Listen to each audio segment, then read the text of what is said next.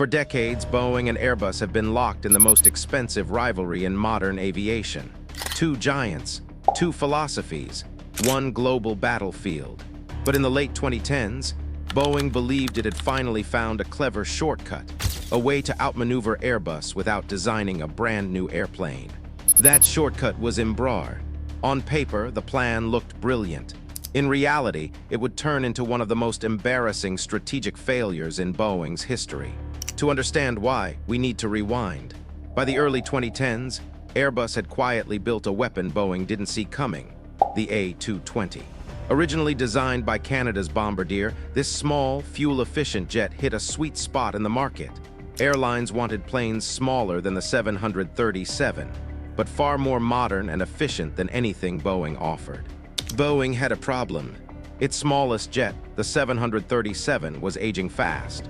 The design dated back to the 1960s. Retooling it again and again was getting harder, more expensive, and riskier. Building a clean-sheet replacement would cost tens of billions of dollars and take years. Airbus made its move first. In 2018, Airbus took control of the A220 program for almost nothing. Bombardier was desperate. Airbus got a modern jet, production infrastructure, and instant access to the small narrow-body market.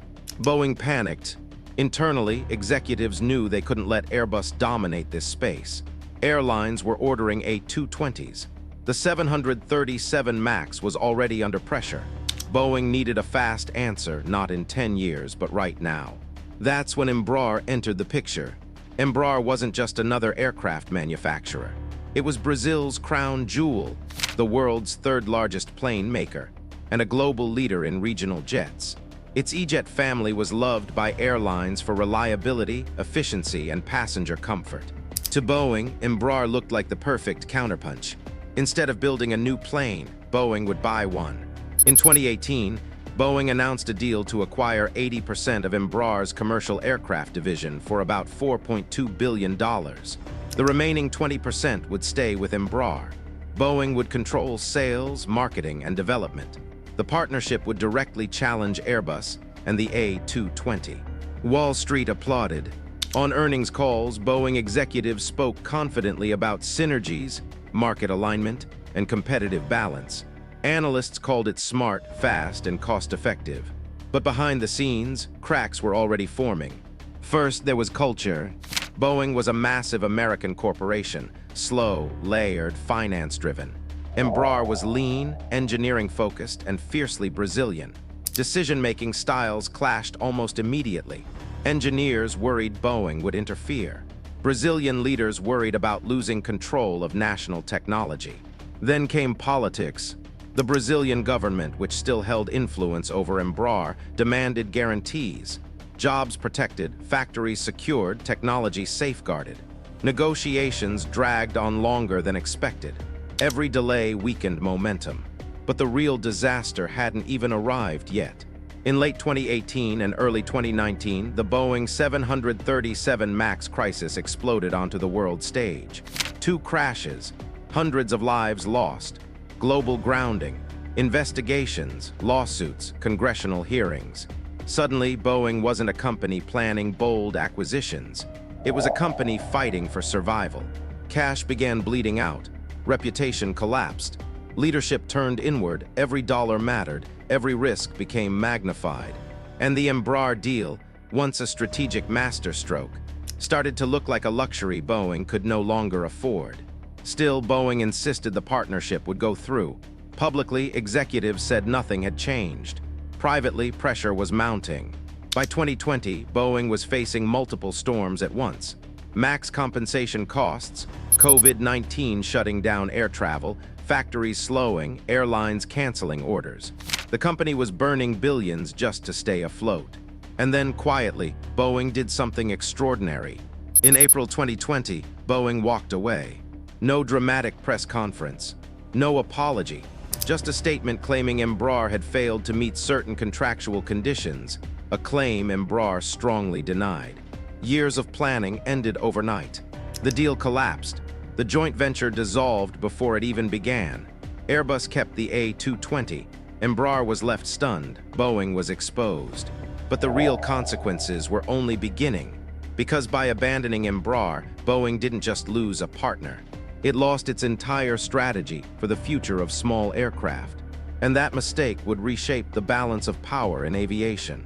When Boeing walked away from Embraer, the aviation world was stunned. But Airbus barely said a word. It didn't need to, because the moment Boeing pulled out, Airbus effectively won the small, narrow-body war by default. With Embraer gone, Boeing had nothing to compete directly with the A220. No modern small jet, no fast replacement, no backup plan. Airlines looking for efficient 100 to 150-seat aircraft had only one real option, Airbus. And they knew it. Airbus leaned in quietly. It expanded A220 production. It improved delivery schedules. It pitched the aircraft aggressively to airlines flying shorter routes and thinner markets. The sales numbers kept climbing while Boeing stood on the sidelines. Meanwhile, Embraer had a choice to make. For months after the deal collapsed, Embraer considered legal action. The company accused Boeing of abandoning the agreement simply to save cash during the crisis. Lawsuits were filed. Public statements turned sharp. But instead of collapsing, Embraer regrouped. Freed from Boeing's shadow, Embraer doubled down on what it already did best. The E-Jet E2 family was refined, remarketed, and aggressively positioned as a lower-cost alternative to both the A220 and older 737s. Airlines noticed. Carriers in the US, Europe, and Asia began reevaluating Embraer's jets, not as regional planes, but as serious mainline aircraft for short and medium-haul routes. Operating costs were lower. Fuel burn was competitive. Passenger comfort exceeded expectations. Ironically, Embraer became stronger without Boeing. And Boeing was stuck. The company's entire narrow-body strategy was now pinned to the 737 MAX, an aircraft struggling to rebuild trust with regulators, airlines, and the public. Designing a new jet from scratch would take a decade and tens of billions of dollars, money Boeing didn't have. Airbus, on the other hand, had options. It had the A220 at the low end, the A320neo family dominating the middle, a clear product ladder that Boeing simply couldn't match. The gap kept widening. Industry analysts began calling the Embraer collapse one of the most damaging strategic miscalculations Boeing had made in decades.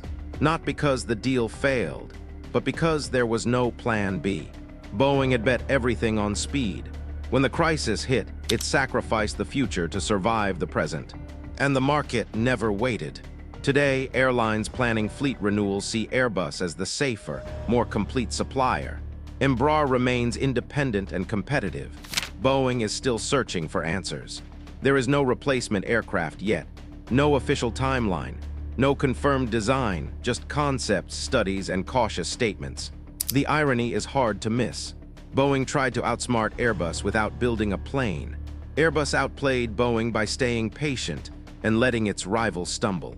This wasn't a failure of engineering. It was a failure of strategy. A belief that buying speed was better than building vision. A belief that market dominance could be protected without innovation. And a belief that the old rules of aviation competition still applied in a rapidly changing industry. They didn't. The Embraer deal wasn't just about aircraft. It was about control of the future, and Boeing let that future slip away. And until Boeing commits to a truly new generation of aircraft, the consequences of that decision will continue to shape the skies.